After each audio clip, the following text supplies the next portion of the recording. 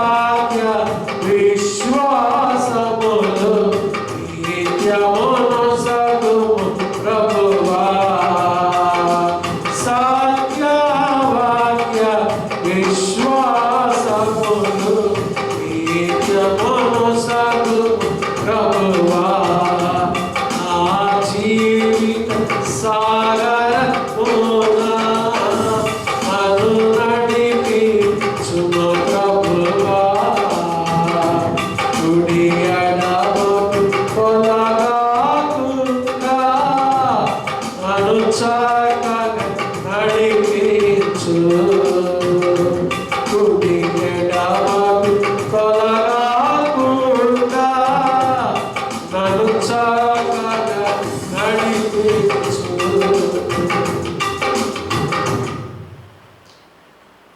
చక్కగా అందరూ పరిశుద్ధ గ్రంథాలు తెరవండి.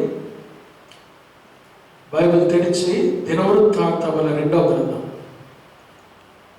16వ అధ్యాయము 9వ వాక్యాన్ని నేను చదువుతున్నాను. దినవృత్తాంతముల 2వ గ్రంథం 16వ అధ్యాయము 9వ వాక్యం. తన ఎడల యథార్థ హృదయము గల వారిని బలపరచుటకై యెహోవా కరుదృష్టి లోకమంతటా సంచారము చేయుచున్నది. దేవుని కనుదృష్టి లోకమంతటా సంచారం చేస్తుంది. దేనికంటే తన ఎడల యథార్థ హృదయం గలవాడిని ఏం చేసేవాడైనా బలపరిచేవాడు. ఈరోజు దేవుని కనుదృష్టి గురించినటువంటి ఒక ప్రాముఖ్యమైన విషయాలు. దేవుడు అందరినీ చూస్తున్నాడు. ఎంతమంది యూట్యూబ్ దగ్గర రెగ్యులర్గా దేవుని వాక్యాలు విని దీవించబడుతున్నారో, అశ్రద్ధ చేస్తున్నారో, అవకాశాలు జార విడుచుకుంటున్నారో దేవుడు అందరినీ చూస్తుంటాడు. అందుకని ఒక భక్తుడు రాసిన పాట, చూస్తున్నాడమ్మా అక్క చూస్తున్నాడమ్మా మన యేసయ్య అందరినీ చూస్తున్నాడమ్మా, చెల్లి చూస్తున్నాడమ్మా, అన్న చూస్తున్నాడయ్యా, తమ్ముడు చూస్తున్నాడయ్యా. చూస్తున్నాడు, ఆయన అందరినీ చూస్తున్నాడు.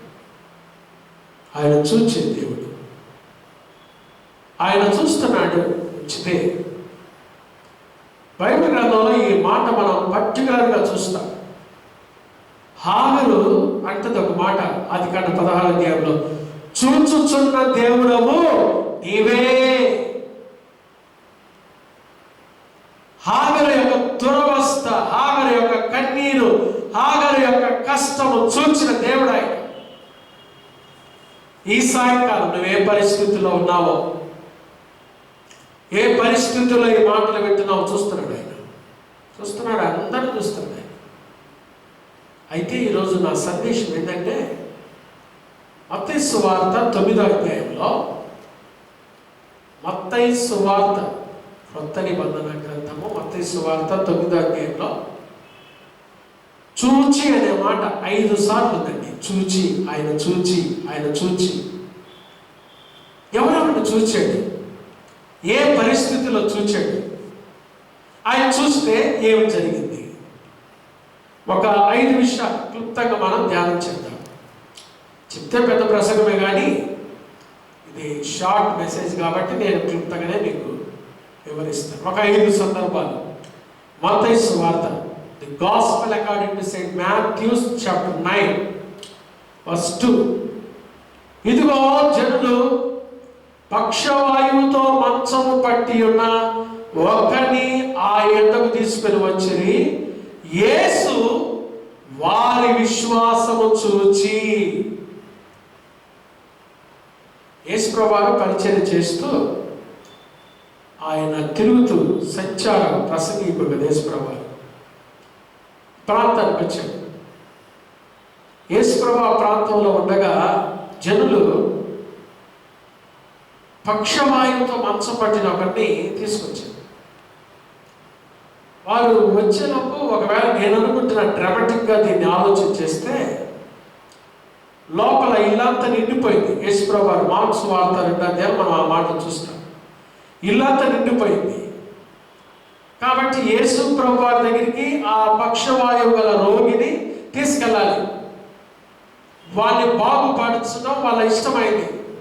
ఒకవేళ బహుశా ఆ పక్షవాయువుతో బాధపడుతున్న వ్యక్తి యొక్క స్నేహితులో, బంధువులో ఎవరో మనకు తెలియదు. కానీ వారికి యేసు ప్రభు గురించి తెలుసు. యేసు ప్రభు బాగు చేసే దేవుడు అని తెలుసు. యేసు ప్రభు స్వస్థపరిచే దేవుడు అని తెలుసు. వాళ్ళ స్నేహితుడు, మా స్నేహితుడు అనుకుందాం, వాళ్ళ బంధువు అనుకుందాం, ఈ పక్షవాయువుతో ఈ దురవస్థలో ఉండటం వారు చూడలేకపోయారు. చూడలేక ఏం చేశారు వాళ్ళు? మంచానికి వాడిని కట్టుకొని యేసు ప్రభు ఉన్న ఇల్లంతా నిండిపోయి ఉంటే పైకప్పు విప్పి పైనుంచి దించారంట. పైనుంచి దించారు. యేసు వారి విశ్వాసం చూసి, ఈ సాయంకాలం చూస్తున్నా నీ జీవితంలో ఎంత విశ్వాసం ఉందో యేసు చూస్తున్నాడు. నీ విశ్వాసం ఏ పరిమాణంలో ఉందో కూడా చూస్తున్నాడు ఆయన. కష్టాలు వచ్చినప్పుడు సంతోషంగా సనుగుటం, సంతోషాలు వచ్చినప్పుడు ఆనందించడం, ఇది కాదు క్రైస్తవ విశ్వాస జీవితం. దేవుని బిడ్డలు ఎప్పుడూ సంతోషంగా ఉండాలి, ఎల్లప్పుడూ సంతోషంగా ఉండాలి, ఎప్పుడూ ఒకేలాగా ఉండాలి. మనం అదే విశ్వాసం అండి. విశ్వాసం అనగా విశ్వాసం లేకుండా దేవునికి ఇష్టం అసాధ్యము. దేవుని యొద్దకు వచ్చువాడు ఆయన ఉన్నాడనియు తను వెదకు వారికి ఫలము దయచేవాడనియు తను నమ్మాలి కదా. విశ్వాసం అనగా నిరీక్షింపబడు వాటి యొక్క నిజ స్వరూపమును అదృశ్యమైనవి కూడా ఉన్నవి అంటే రుజువై ఉన్నది. విశ్వాసం. యేసు వారి విశ్వాసం చూసి ఏం చేశాడు?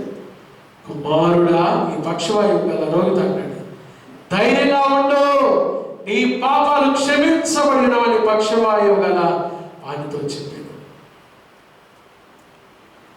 యేసు చూడటం ద్వారా మొదట ఏం జరిగిందో తెలుసా?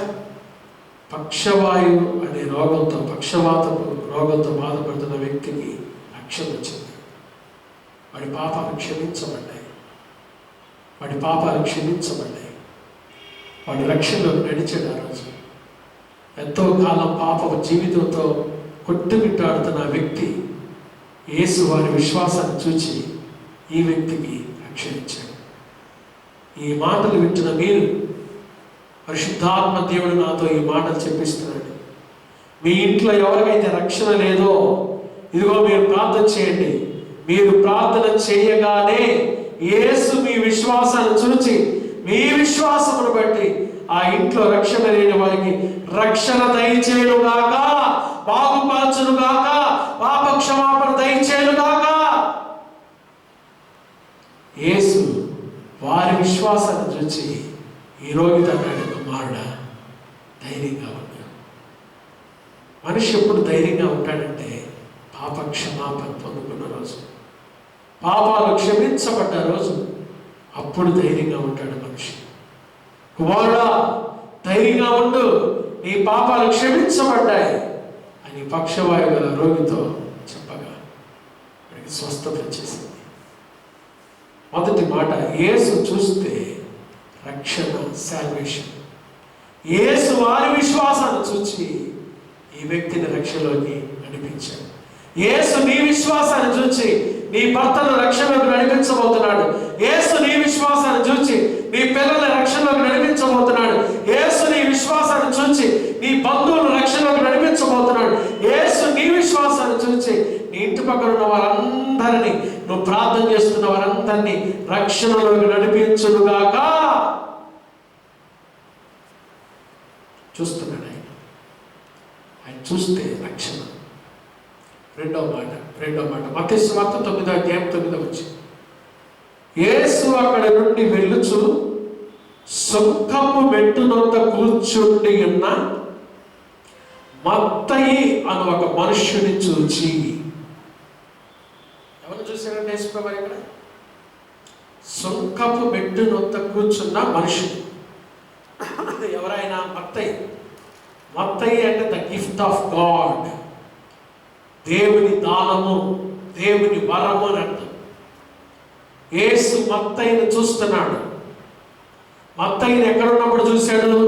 సుంకపు మెట్టునంత ఒక సహవాసంలో ఉన్నాడు కదా. దుష్టుల ఆలోచన చొప్పున నడవక, పాపుల మార్గమున నిలువక, అపహాసకులు కూర్చుంట చోటను కూర్చుండక, యెహోవా ధర్మశాస్త్రమును ఆనందించొచ్చు, దివారాత్రము దానిని ధ్యానించువాడు ధన్యుడు. అతడు నీటి కాలముల యోరను నాటబడినదై ఆకు వాడక తన కాలమందు ఫలమిచ్చు చెట్టు వలె ఉంటాడు.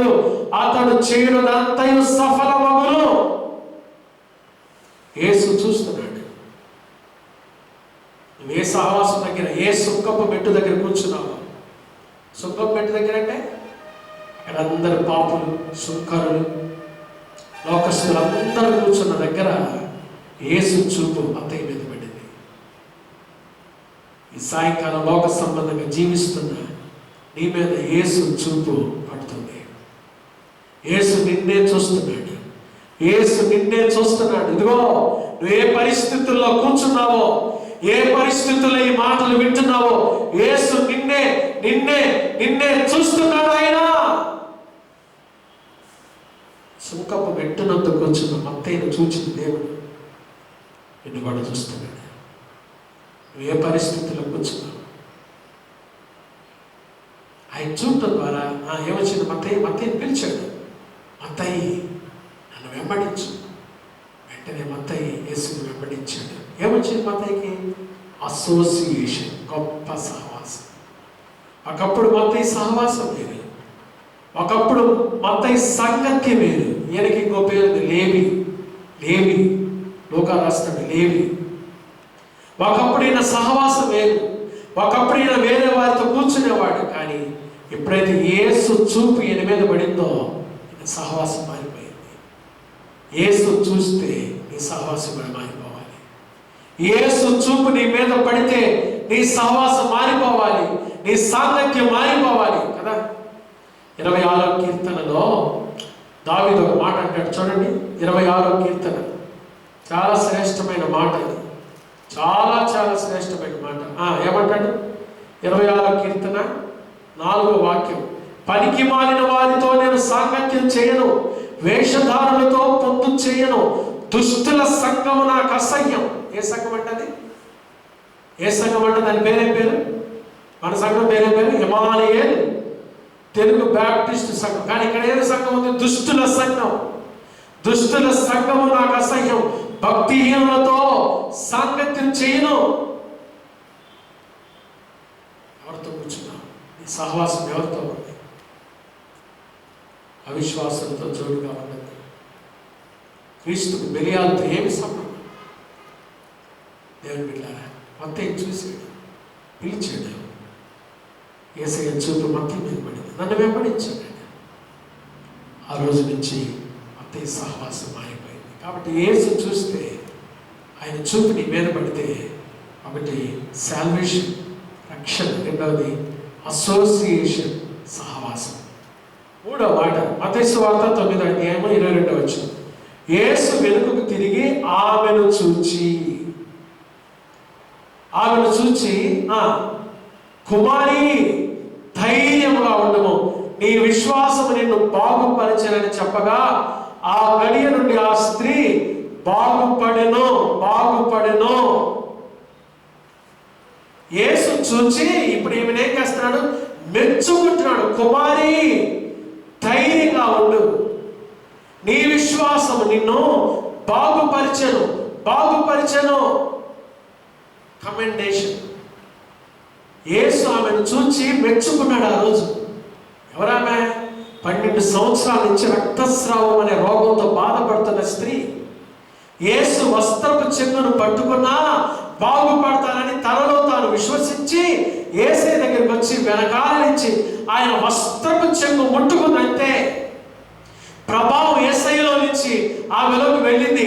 ఆమె రక్తధార కట్టింది, ఆమె బాగుపడింది. యేసయ్య అంటున్నాడు, కుమారి. ఆ పేరు తెలియదు. కుమారుడా, కుమారి, నీ విశ్వాసము నిన్ను బాగుపరిచు. యేసు ఆమెను చూచి ఈ మాటలు చెప్పాడు. యేసు నిన్ను కూడా చూచి మెచ్చుకోవాలి. కదా, మనుషుల మెప్పు కోసం ఎంతకాలం ఆరాటపడతారు? భర్త మెచ్చుకోవాలి, భార్య మెచ్చుకోవాలి, తల్లిదండ్రులు మెచ్చుకోవాలి. మనుషులు మిమ్మల్ని మెచ్చుకున్నప్పుడు మీకు శ్రమ, మనుషులు మిమ్మల్ని కొనియాడినప్పుడు మీకు శ్రమ అని బైబిల్ చెప్తుంది. ప్రభువు మెచ్చుకున్న దాసుడే యోగ్యుడు. నువ్వు మనుషులు మెప్పు కోరువాడివా, నువ్వు దేవుని దాసుడు కావు. దేవుని మెచ్చుకోవాలి. ఫలా నమ్మకమైన మంచి దాసుడా, కొంచెం నమ్మకంగా పనిచేసావు కాబట్టి ఇదిగో ఒకరోజు నేను ఆశీర్వదిస్తాను. ప్రభు మెచ్చుకోవాలి మనల్ని, మనుషులు కాదు. యేసు ఈమెను మెచ్చుకుంటున్నాడు. ఆయన చూస్తే నీ దురవస్థ తీసివేసి నిన్ను మెచ్చుకునే దేవుడు ఆయన చూపు నీ మీద పడితే ఆయనను మెచ్చుకుంటాడు. యేసు చూపు నీ మీద పడితే నీకు రక్షణ, యేసు చూపు నీ మీద పడితే నీకు సహవాసం, యేసు చూపు నీ మీద పడితే నేను మెచ్చుకుంటాడు.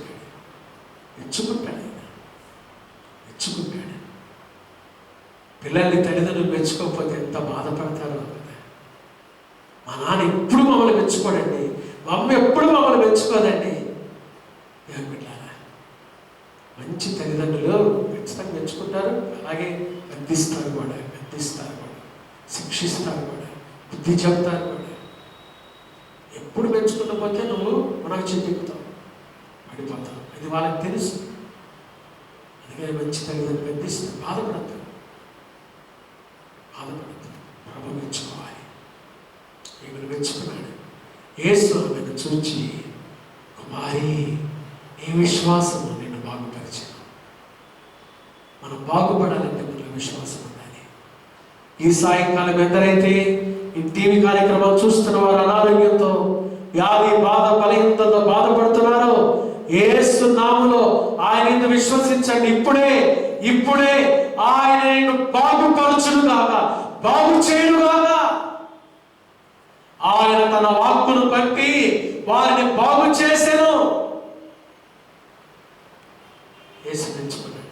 నాలుగో మాట చూడండి. మత్తయి సువార్త 9వ అధ్యాయము 23వ వచనం. అంతలో యేసు అధికారింటికి వచ్చి పిల్లల ద్రోవులు వాయించు వారిని గొల్లు చేయుచుండు జన సమూహమును చూచి స్థలం ఇయ్యండి, ఈ చిన్నది నిద్రించుచున్నదే కానీ చనిపోలేదు వారితో చెప్పగా వారు ఆయన అపహసించారట.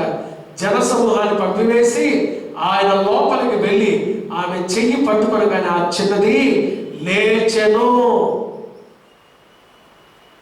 యేసు యాయిరు ఇంటికి వెళ్తున్నాడు. సమాజ మందిరపు అధికారి యాయిరు. చూడండి 18వ వచనం, మత్తయి సువార్త 9.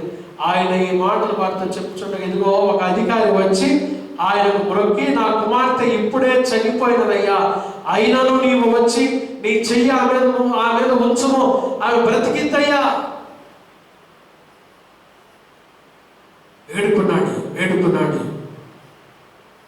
సమాజ మందిరపు అధికారి యాయిరు ఆయన యేసు ప్రభు దగ్గర తగ్గించుకుని వేడుకుంటున్నాడు, అతిమలాడుతున్నాడు, రోజాడుతున్నాడు. మా ఇంటికి అయ్యా, నా బిడ్డ చనిపోయిందయ్యా, నా బిడ్డ పరిస్థితి బాగలేదయ్యా.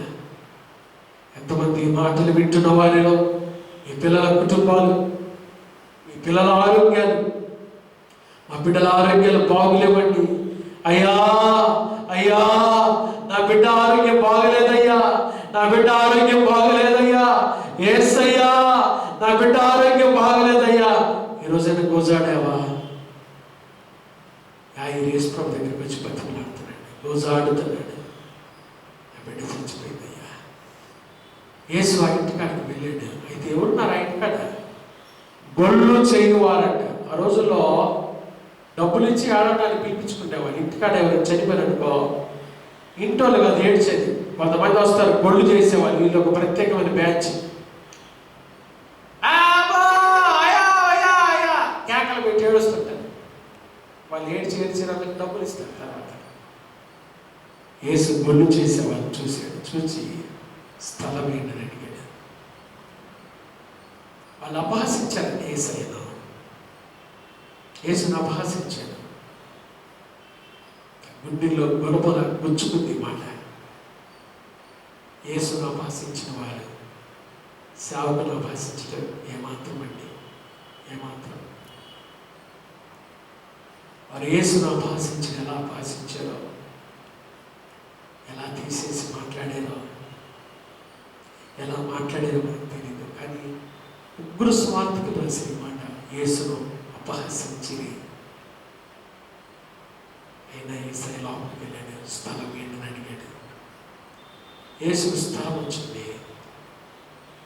యేసు అక్కడ చిన్న దాన్ని లేపాడు. తల్లి తాకుమి అనగా చిన్నదానలే లేచి కూర్చున్నది. యేసు చూస్తే 4వ రిజరక్షన్, పునరుద్ధానం, పునరుజ్జీవం. యేసు చూస్తున్నాడు నీ బిడ్డ పరిస్థితి బట్ట. నీ బిడ్డ ఆరోగ్యం బాగలేదా? వేడుకు ఆయన దగ్గర గోజాడు, కనాను స్త్రీ గోజాడినట్టుగా, యాయిరు గోజాడినట్టుగా నీ బిడ్డల కోసం, పసిబిడ్డల కోసం గోజాడాలి. మీ బిడ్డల కోసం ప్రార్థన చేయండి. యేసుప్రభువారు యెరూషలేము కుమార్తెలారా, నా కోసం మీరు ఏడవద్దు, మీ కొరకు, మీ బిడ్డల కొరకు ఏడవండి, కన్నీరు కారవండి. వారి వీధుల్లో మూర్ఛిల్లుతున్నారు, రాజమార్గాలు పడిపోతున్నారు, మరణం కిటికీలు ఎక్కుతుంది. గోజాడండి, గోజాడండి బిడ్డల కోసం. ప్రభుకు స్థలం ఇవ్వండి, గృహాల్లో ప్రభుకు స్థలం ఇవ్వండి. ఆయన వచ్చి నిలబడ్డాడు, ఆయన చూస్తున్నాడు. స్థలం ఇవ్వండి ఇంట్లో. ఇప్పుడే బాగు చేయబోతున్నాడు ఈ బిడ్డని, ఇప్పుడే బాగు చేయబోతున్నాడు ఈ కుటుంబాన్ని. యేసు చూస్తే పునరుద్ధానం. ఆఖరి మాట చూడండి, మత్తయి సువార్త 9వ అధ్యాయం 36వ వచనం. ఆయన సమూహములను చూచి వారు కాపరులేని గొర్రెల వలె విసిగించగలిగినందున వారి మీద కనికరపడి. యేసు చూసాడంట. యేసు చూచి ఏ పరిస్థితుల్లో? కాపరలేని గొర్రెలంట. కాపరలేని గొర్రెలను ఏమైపోతాయి? విసిగిపోతాయి. చర్చి లేదు కదా 11 వారాలు. చాలామంది విసుక్కుంటున్నారేమో. జీవితంలో విసుగు అనేది ఒక చీకటి అంతే. విసుగు రాకూడదు. విసుక్కుంటున్నావా? భర్త భార్యను బట్టి విసుక్కోవటం, భార్య భర్తను బట్టి విసుక్కోవటం. దేవుడు చూస్తున్నాడు. విసిగి చెదిరిపోయారంట. మీరు చెదిరిపోకూడదని లాక్డౌన్లో కూడా కష్టమైన ఈ మాటలు మీకు అందిస్తున్నానండి. మీ ఆత్మీయ తండ్రిగా, సంఘ కాపరిగా, చర్చి లేదని చెదిరిపోబాకండి. చర్చి లేదని చెప్పేవాళ్ళు లేరని చెడిపోబాకండి. ఇష్టానుసారంగా తిరగకూడదని, అక్కడికి ఇక్కడికి వెళ్ళకూడదని ఎంతో భావంతో కూడిన ఈ మాటలు మీకు అందిస్తున్నాను. మీ ఆత్మీయ తండ్రిగా, సంఘ కాపరిగా, దైవజనుడిగా మీకు జ్ఞాపకం చేస్తున్నాను. వారు కాపరులేని గొర్రెల వలె విసిగి చెదిరిన ఆ సమూహాన్ని యేసయ్య చూచి ఏం చేశాడు? కోత విస్తారమే కానీ పనివారు కొద్దిగా ఉన్నారు కనుక తన కోతకు పనివారిని పంపమని కోత యజమాని వేడుకోమంటున్నాడు. అయ్యా, విస్తారమైన కోత కానీ పనివారు లేరయ్యా, పనివారి కోసం వేడుకోండి యజమాని. ఇది వేడుకునే సమయం, వేడుకునే సమయం, వేడుకునే సమయం. కమలాకర్ గారు దైవజనులు పాట రాశారు, ఆల్మా సంస్థ డైరెక్టర్.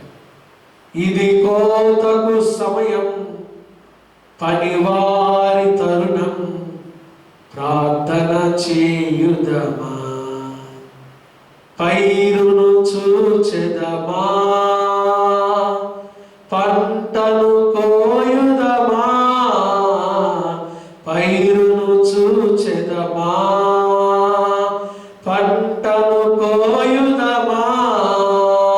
ఇది కోతకు సమయం, పనివారి తరుణం, ప్రార్థన చేయుదమా. కోతెంత విస్తారమా ఎనే, కోతకు పనివారు కొదువాయనే. వేడుకోండి. యేసయ్య చూస్తే వేడుకోమని చెప్తాడు. సప్లికేషన్, వేడుకోవాలి, విన్నవించాలి. కాపరులేని గొర్రెలు చెదిరిపోతాయి ఈ రోజుల్లో. మంచి కాపరులు లేక గొర్రెలు చెదిరిపోతున్నాయి. దేవుని బిడ్డలారా, అయితే దేవుడు మీకు వాక్యం ఇస్తున్నాడు. ఉన్నతమైన స్థలంలో దేవుడు మీకు మంచి జ్ఞాతి ఇస్తున్నాడు. రోజు మీకు దేవుని వాక్యం అనే సమృద్ధితో మాట్లాడుతున్నాడు. ఎంతమంది అవకాశాన్ని సద్వినియోగం చేసుకుంటున్నారు. విసుక్కోవద్దు, చెదిరిపోవద్దు, భయపడద్దు, దిగులు పడద్దు. దేవుని అడగండి, యజమాని వేడుకోండి, మాకు పనివారిని పంపించయ్యా. త్వరలోనే మేము మీ మందిరాల్లో కూడుకోవాలయ్యా. మీ సన్నిధిలో మేము గోజాడాలయ్యా, ప్రార్థించాలయ్యా. సహాయం చేయ్యా. ఈ వైరస్ తీసివేదేవా, మాకు మంచి రోజులు దయచేయనైనా. నేను అక్కడ కొరకు సిద్ధపరిచయ్యా. దేవుని వేడుకున్నా, ప్రార్థన చేసుకున్నా. పరిశుద్ధుడా, దయగల దేవా, ప్రేమ స్వరూపి నీకు స్తోత్రాలయ్యా. ఈ సాయంకాలం తండ్రి మీరు చూస్తే దేవుడు అయ్యా. హాగర్ అన్నారు, చూచుచున్న దేవుడు నీవే. మీరు మా బ్రతుకులు చూస్తున్నారు తండ్రి. మీరు చూస్తే రక్షణ, మీరు చూస్తే సహవాసం, మీరు చూస్తే మెచ్చుకుంటారు ప్రభా మా విశ్వాసాన్ని.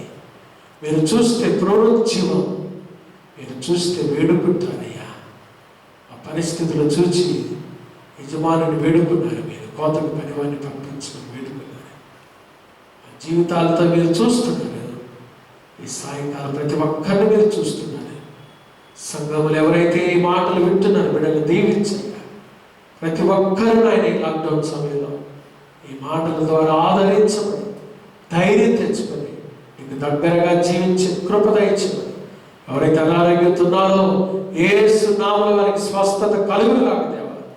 బిడ్డలు కొట్టి బాగు చేయండి, కుటుంబాన్ని దర్శించి దీవించి ఈ స్వస్థత వారికి దయచేయమని యేసు నామమున ప్రార్థిస్తున్నాము తండ్రి. ఆమేన్. దేవుని ప్రేమ, కృప, సమాధానములు ఈ సాయంకాలం ఆయన మాటలు వింటున్న ప్రతి బిడ్డకు, ప్రతి కుటుంబానికి ఇప్పుడు ఎల్లప్పుడూ రాకడ పర్యంతం తోడు ఎండును గాక. ఆమేన్. God bless you.